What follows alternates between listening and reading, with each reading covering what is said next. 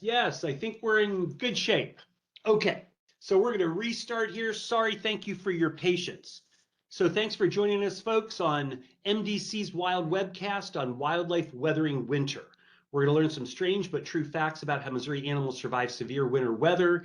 And with us to lead us today is our most excellent naturalist, Sarah Easton from Runge Nature Center here in Jefferson City. I am Joe Jarrett, your webcast host for today. So Sarah, as we jump into this, we're going to be basing a lot of this information off of our strange but true cool little booklet. Makes a great holiday gift through our nature shop or nature centers around the state. We'll also be using our online field guide, folks. So if you want to learn more about these and other critters, visit us online and check out our field guide. And questions now, ask them through the chat box and we'll cruise through with our time remaining. So again, Sarah, thanks for being here. We know that winter is incredibly challenging for a lot of wildlife. So we have three options for wildlife. Yeah, so that harsh condition that winter creates leaves animals with a couple choices. One that we won't be talking too much about today because they're not here in Missouri for the winter are those that migrate. Literally the snowbird. Literally, they are leaving. They never experience the harshness of winter, but they do have their own challenges in that process of migrating. So they skip out on winter. There are animals that adapt and have certain behaviors or different adaptations to get them through the winter. We'll see those guys here in a little bit because they have some very strange facts. But possibly my favorite are those that just choose to sleep through the winter, and we call that hibernating. So they hibernate or just survive. Yeah. So let's talk about the woodchuck, who is one of the big hibernators. A true hibernator, meaning that he actually sleeps for an extended period of time, but it's not sleep like we think of sleep. It's not how you and I sleep. Hibernating actually does some different things in the body. It lowers the heart rate, it lowers the metabolism, it lowers the body temperature. So that's really conserving energy. It's very efficient, and that's what allows them to sleep for such a long time. So wow, while some of us maybe struggle to sleep through the night, having to get up and go to the bathroom and stuff, these things don't do any of that for months at a time. Yep. It's pretty amazing. And to prepare, they really gouge on all of their preferred food sources, grasses and clover, alfalfa, things like that. Did not realize that they can climb trees. So now we have a picture. It's true. They will also climb trees occasionally to get things like apples or pawpaws as they're gearing up for the winter. Right. And then another true hibernator is the 13-line ground squirrel. Now these little things sleep for 6 months from like October through April. That's how do you even do that? I can't imagine. I have a young child at home, so this sounds amazing to sleep for that long. Really a true icon, and again, a true hibernator because they are sleeping for so long. These squirrels, as you can kind of see on that map there, they were originally found in kind of the prairie grassland habitat in Missouri, but unfortunately now they only exist in very localized populations, so not one that we're probably going to see very often, and because they sleep for more than half of the year. Well, right, they're tiny and they're on the ground, and if you do get a chance to see them, it's going to be during only half the year anyway. Yes. So with these, and again, a species of conservation concern, another species that's of conservation concern and is endangered is the Indiana bat. Now, we have many species of bats in Missouri, but these are well known, and they cluster together in caves in 500 bats per square foot. So they really are packed in there. There can be thousands and thousands of bats, of these Indiana bats in one cave. They need very specific conditions in temperature and humidity for them to stay there over the winter. So even though we have thousands of caves in Missouri, we've only found these Indiana bats overwintering in about 27 of them. So their options are a little bit limited because they require such specific conditions. And when they group together like that in such large colonies, we call that a hibernacula. And actually, through research, we found that one of the largest hibernaculas in the world of these Indiana bats is located in southern Missouri. In the world. Right here in southern Missouri. And no, we're not going to tell you exactly where. No. Because all caves on public land are protected mostly gated, so we ask you to really avoid going into these caves and disturbing the bats. And while we're talking about bats, some people are still creeped out about them on occasion, but they're incredibly beneficial. Absolutely. We always have to mention that, bats are very beneficial and they're a very important source of pest control. So all those mosquito bites that you get in the summer, without bats, it would be 10 times worse. Right, right. So we love our bats. And then the kind of iconic critter we think is hibernating really actually doesn't. Oh, That's the American black bear. surprise, surprise. Yes, when you first look at the kind of behavior of a black bear, you think that it is hibernating. We talk about it a lot of times. We even, in our vernacular, we say it hibernates, but it actually doesn't. A bear enters what we call a state of torpor. So remember that true hibernation involves that slower heart rate, that lower metabolism, that lower body temperature. And torpor is what you could consider like hibernation light. It's similar to hibernation, but not as deep of a sleep, and the body doesn't slow down quite as much. So bears actually like wake up throughout the course of the winter and may, even if it's a decent day, go outside, do some things, go back to sleep. Yeah, exactly. Like a day like today where it gets pretty warm, and there might be, other critters about for a food source and that type of thing. They could wake up and venture out of their den, whereas a hibernating animal like a groundhog is sleeping through that no matter what the temperature increases to. Okay, so when we think of black bears, we always think, oh, they're going to den up over the winter in a cave and things, but they have a variety of places that they sleep for those long winter naps. Yeah, that's another misconception we get with the black bear.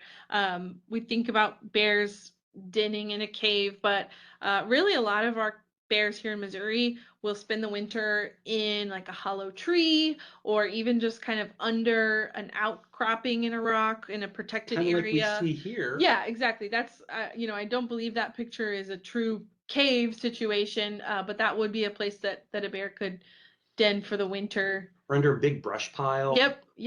A lot of places. And unfortunately, sometimes they may venture into a building or under a porch or something. We don't want that. Also, all black bears in Missouri really aren't black. So they range from, you see a brown one up there.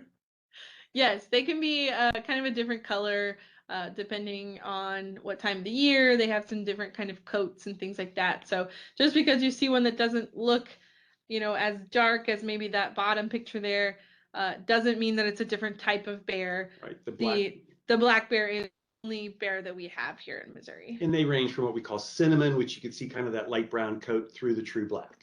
Yes. And then another big deep sleeper, the southern flying squirrels. These are adorable. They're throughout the whole state, but a lot of people will never see them. And they kind of do this by getting together and kind of grouping up in hollow trees in a den where they can survive like below freezing. Yeah, so they have an additional kind of take on torpor. So they do all go into that torpor state and they sleep, but they make it even warmer by cuddling up with all their friends. So that can increase the heat in their den or their cavity nesters, so like a hole in a tree or something like that. It can increase that heat dramatically, and that helps them survive the cold. Yeah, because they're so tiny that, mass helps create massive heat. So here's some of those cute little critters. So in addition to flying squirrels, if we move into the world of reptiles, we have the eastern garter snake, which when we think winter, we don't think snakes. Yeah, so similar to some of the animals we've been talking about already, we don't see these guys in winter because they are sleeping. So you hear sleeping, you hear winter den, sounds like hibernation, but it's a trick, kind of like the black bear, because we call it a different word. When cold-blooded animals like snakes and reptiles sleep like this to survive winter, we call it brumation. Okay, fascinating. So mammals and things, true sleepers, hibernation. Then we have the torpor, like bears, that's late hibernation. Now we have brumination. This is fascinating. So now they gather together in massive quantities. We saw some in Canada, like the size of your living room. These Yeah. are tens of thousands of snakes really curling together. And again, even though they're cold-blooded, that little bit of heat helps them survive. Right, because they are cold-blooded, they are relying on their surroundings for any type of heat, right? A cold-blooded animal doesn't necessarily mean they're cold all the time, but it means they don't make their own body heat. So the more they can put together and group up together, the better chance for retaining heat they have, and moisture as well, which is something that we don't think about, but more together in that big group, they can retain moisture and heat. There are some risks to that, of course. They, or well, not a risk, but they actually have a better chance of getting away if, there is a predator, something like that. Being in such a large group, each individual has a better chance of getting away than if they just brumated individually. Okay, and while they're kind of sleeping, you said they still have to wake up on occasion to drink, um, eating. I mean, they eat less food, but these many snakes really aren't eating much. Yeah, they're not eating much, but luckily they're not using a ton of energy, Okay. right? We eat to get energy to fuel our bodies, but if you're just kind of sleeping through the winter, you don't need a whole lot of energy to survive. So it's okay if they don't eat as much as we would think. Okay, and to remind folks, this is one of our non-venomous snakes in Missouri, and a little helpful thing, people get venomous and poisonous mixed up. So venomous, if it bites or stings you, you're in trouble. Poisonous, if you bite it, you're in trouble. So that's just an easy way to remember that. So as we look into the garter snake, another animal that does brumination is the American bullfrog. Now these things are crazy. They turn into frogsicles, like they freeze, they burrow into mud, like under ponds or rivers, and then they're all kind of snug, and then they kind of almost freeze solid, but then like survive. How did they breathe when they're packed in mud? So this is another example of brumation, and when you kind of, since we know a little bit more about it, this one doesn't seem so strange now. They sleep for that extended period of time, and they will wake up occasionally and come dig out of that mud, but they can breathe through their skin when they're down in that mud. So they do have lungs, like we do, and they breathe, but at the same time, they're able to breathe through their skin as an amphibian. And that's what they're doing when they're down in that mud. They're getting oxygen through their skin. Okay, and that's the American bullfrog, biggest frog in Missouri. And crazy, the females, they lay over 20,000 eggs in one clutch. I think that's the almost stranger fact about these guys. Right? That's a lot. That's a lot of little babies. Right? And so, in addition to the bullfrog, we have another native frog, the boreal chorus frog. And this one really can survive being pretty much frozen for days on end. They have kind of an internal antifreeze or something. Yeah, so this creature is really cool, and to really get into the science on this one can get pretty complex, but to keep it simple, they do have kind of an antifreeze in their system because of the increased levels of glucose and sugar alcohol, and we know that that is harder to freeze. It doesn't freeze at the same point that water does, so it acts as kind of an antifreeze. Wow. And then they can control that. They could freeze and unfreeze. That's crazy. So how do they do the unfreezing part? So they basically are able to determine where the ice freezes in their body.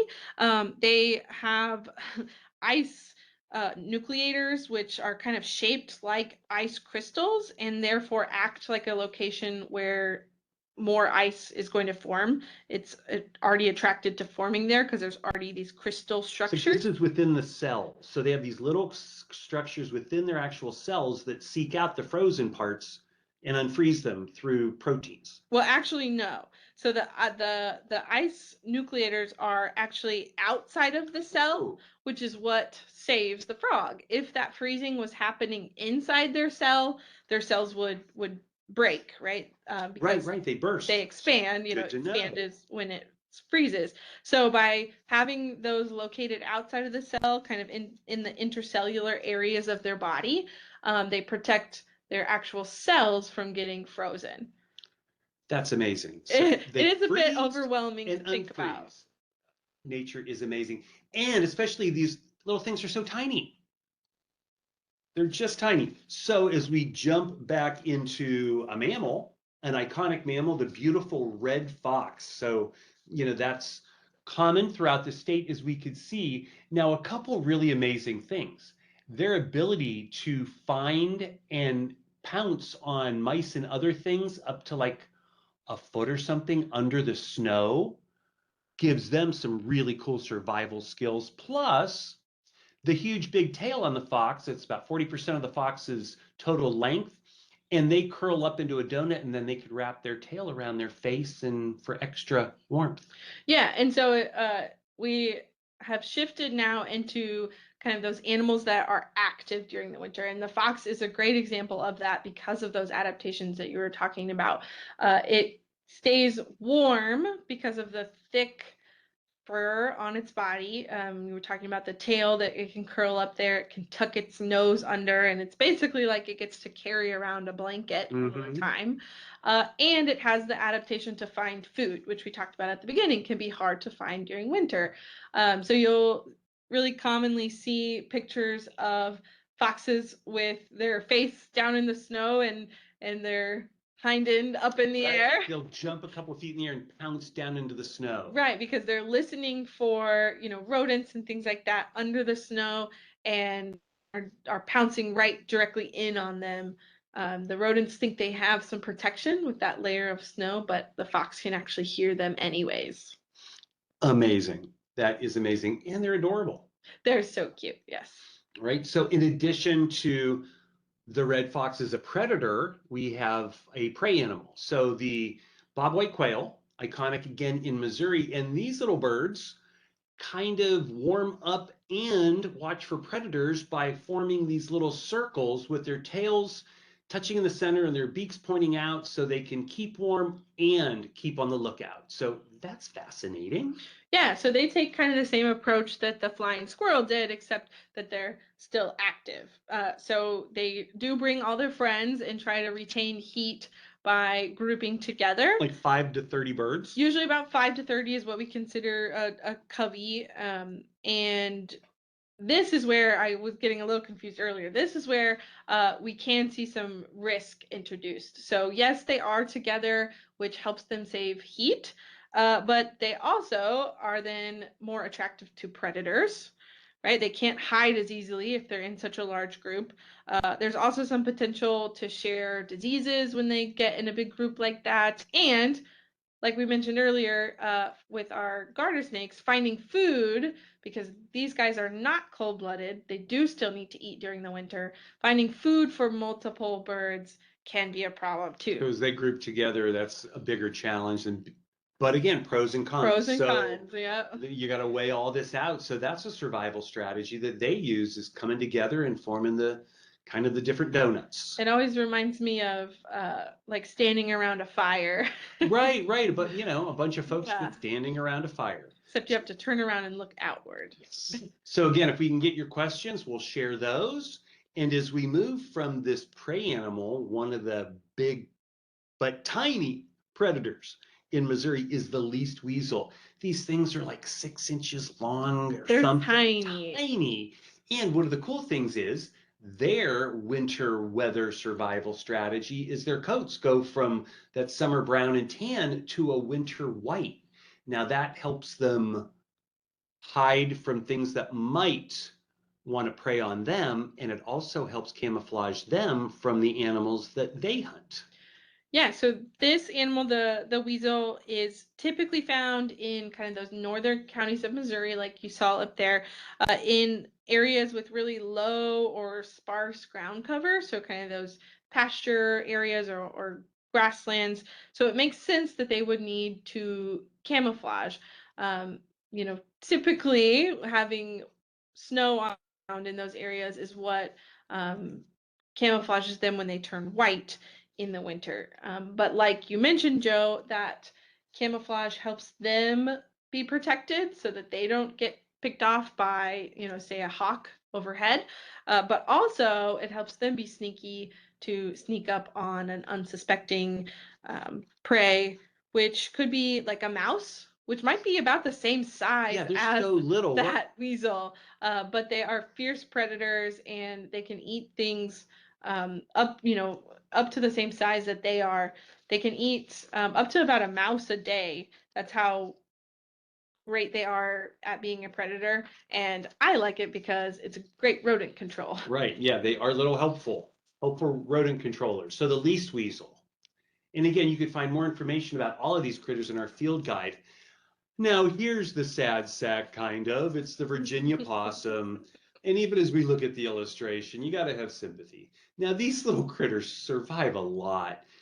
Big problem, their ears and tails are hairless, so they can get frostbite and they could even freeze and parts fall off. So that's sad. However, they're popular. They are found throughout the whole state. And what else about these amazing critters as they weather the winter? Well, it is not uncommon for us to see, like that picture on the top there, see a possum with maybe some chunks out of his ears because those areas of their body will freeze and they can fall off. And it's kind of like the difference of you going outside without a stocking hat. Right. I have a shaved head. So she's referring to that. So my ears will get cold a lot faster. Yeah, they don't have that added protection on their ears or their tail without having that fur. But luckily for them, those aren't really crucial areas of their body. So we don't really see a big impact if they lose little bits of their ears. And unfortunately for them, they don't live very long in general. Yeah, they only have a lifespan of about 2 to 3 years, so they might only see 2 to 3 winters anyways. Right.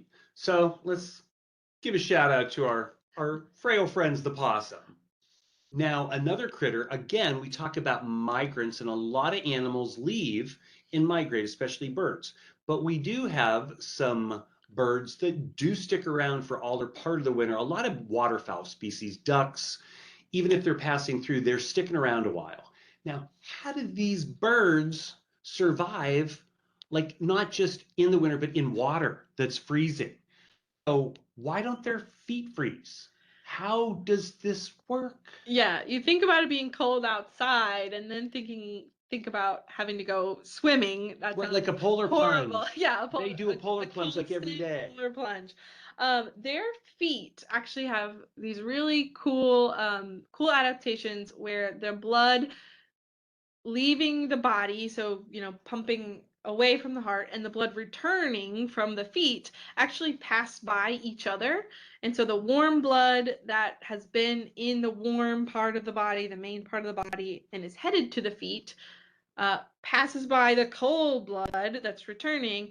And when there's that change in temperature, we know that it will kind of equal or try to achieve equilibrium.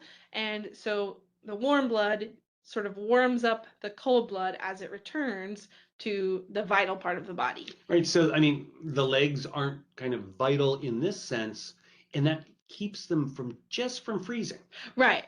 And I mean, the feet are definitely going to be cold. I don't think, it still probably doesn't feel great, but they're used to that, and the blood keeps it from being horrible. Right, and the important parts of their body, their organs, are staying cold because that cold blood returning gets warmed up, and so it's not too cold when it enters the body. So this isn't just specific for mallards. So waterfowl like this who are used to being in water, so we're talking mallards, other ducks, geese, swans, it's all pretty similar if they're going to be in the winter weather.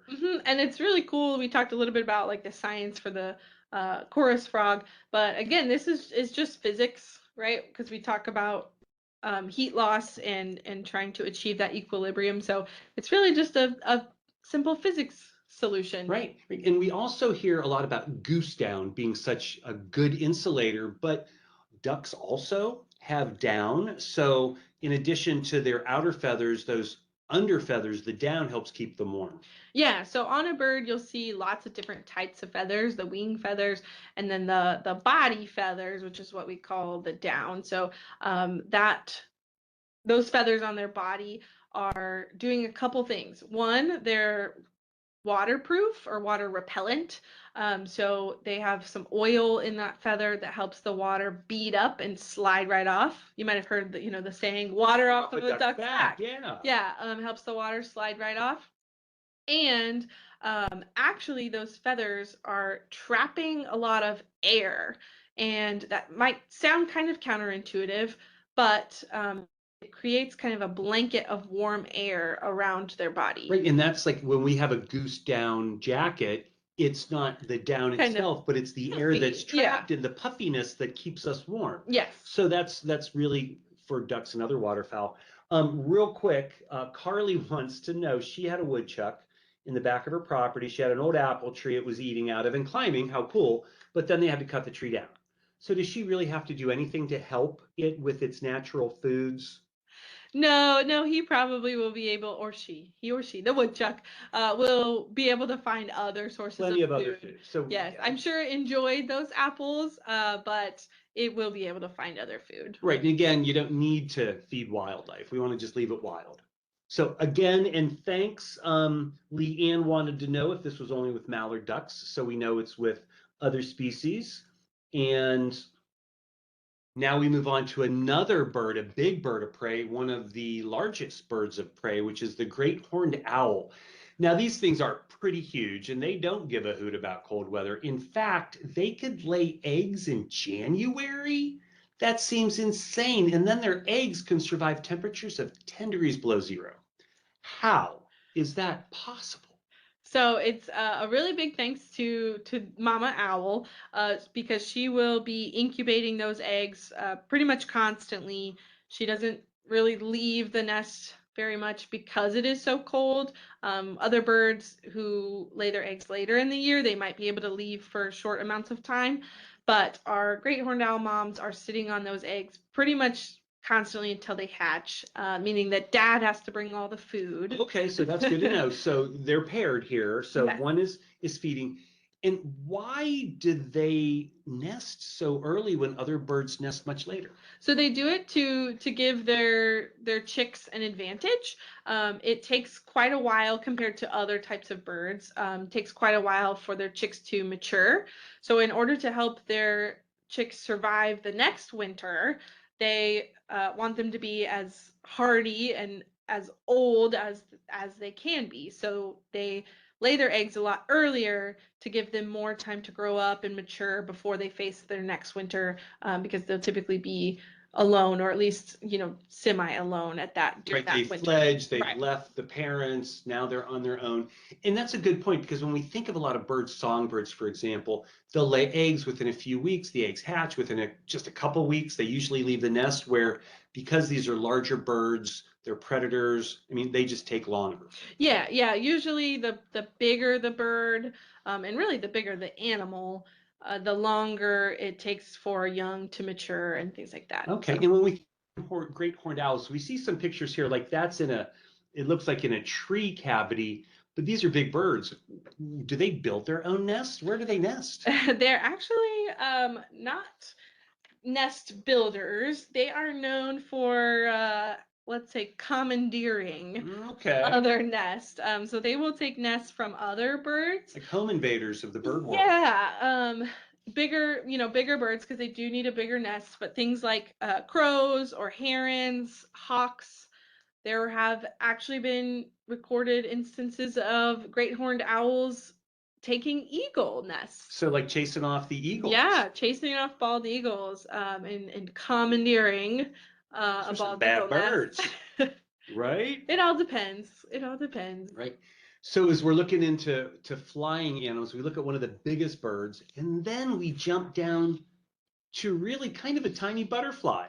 These things are amazing. So they're called mourning cloaks, and they're the first butterflies to show up in the spring, and they live by sucking sap from trees, and it's not uncommon to see them when there's snow on the ground. So do they winter over as butterflies?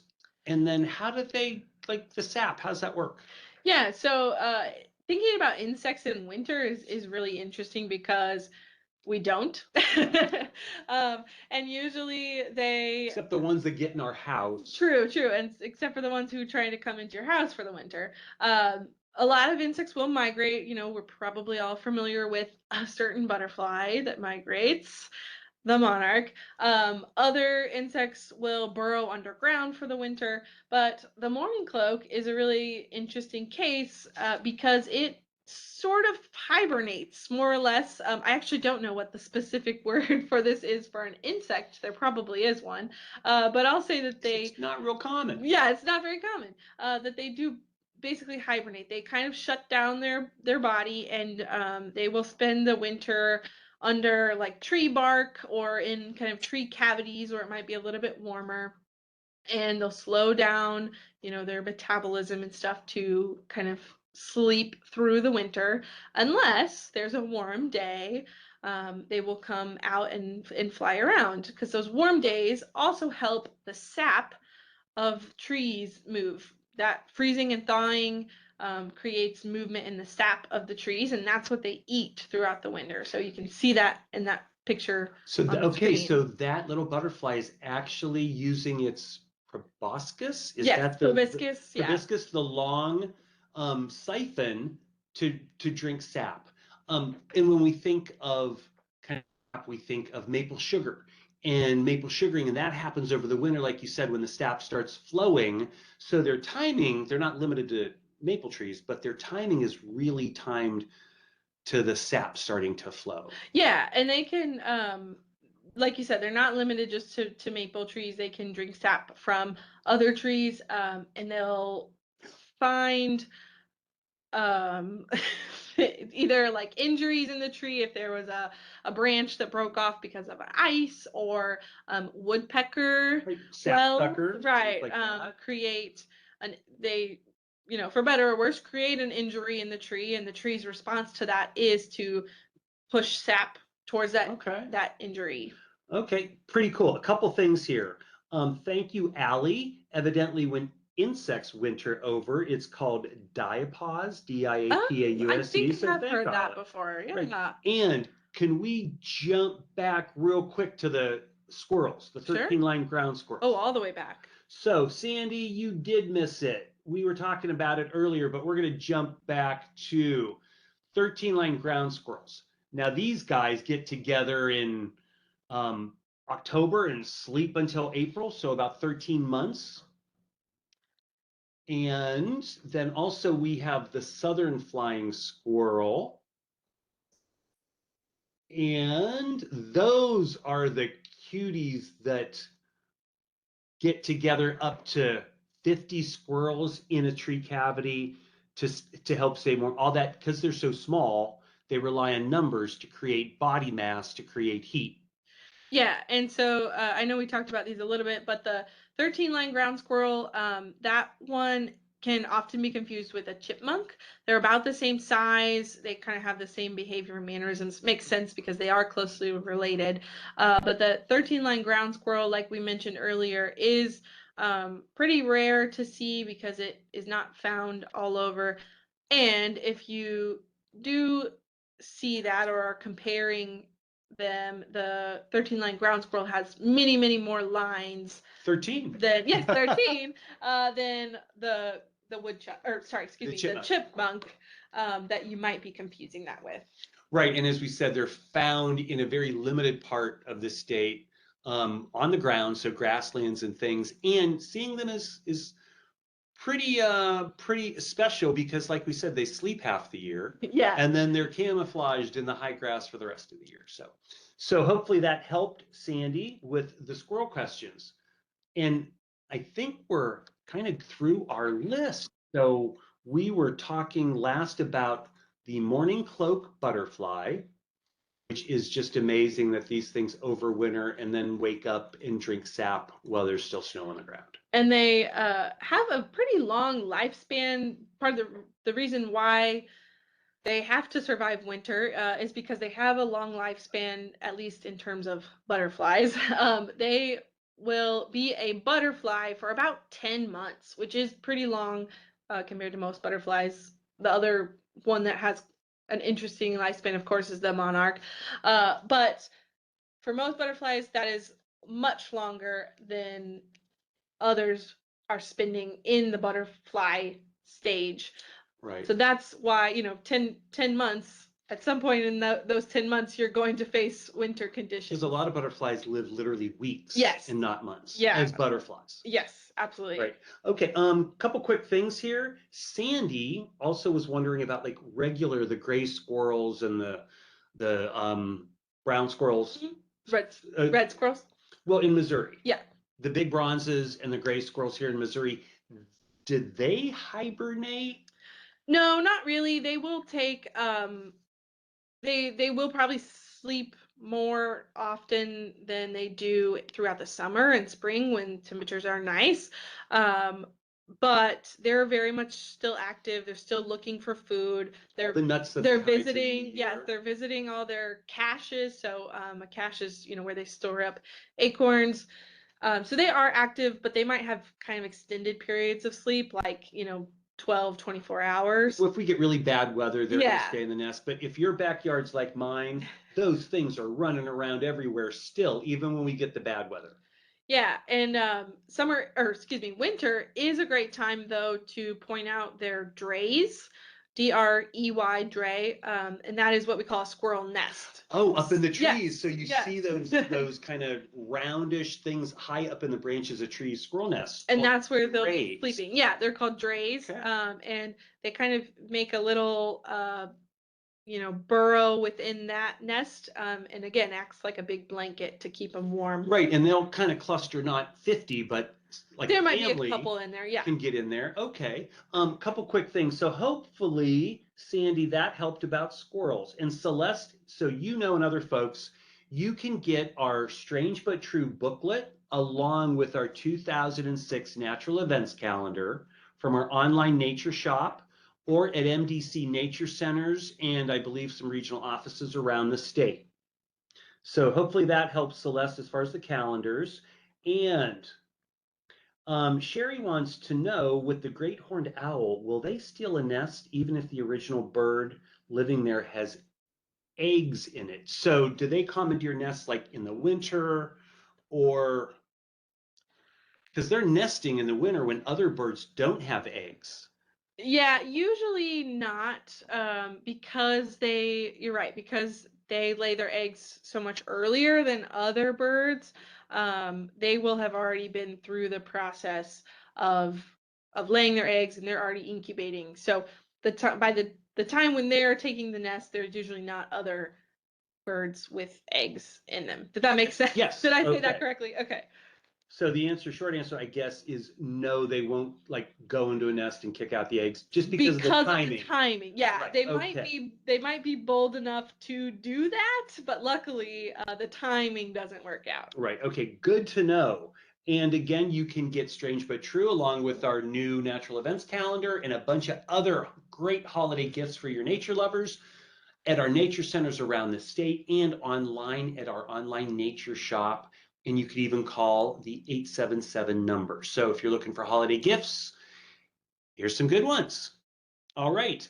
And again, if you want more information on these critters and other native plants and animals, check out our online field guide for plenty of information. And again, Sarah, thanks for being here. We always have a good time and we so appreciate your knowledge and you. Yeah, and just to kind of wrap up, again, I want to touch on just why is winter so hard? Next time you're out in the next couple months, think about, if you're an animal, what would you be doing to survive these harsh conditions? Could you find food? Would you be able to stay warm? We have, of course, the luxury of going inside and warming up, but our animals don't, and that's where we get some of these really strange adaptations and facts that we talked about today. Well, again, thanks. This is great information. And folks, if you're in the Central Missouri, Jefferson City area, visit Sarah at our Runge Nature Center to find out a whole bunch of fascinating information. We also have nature centers and interpretive centers throughout the state. So visit us at mdc.mo.gov to find out that information. Sarah, thanks for being here today. Thanks, Joe. Thanks for all of the information and the questions. Let's see, the hyperlink to the winter field guide again. We have that up now. So hopefully, Leanne, that will help you. Thanks, Robin. Appreciate you appreciating this. And folks, have a great day and stay warm out there. And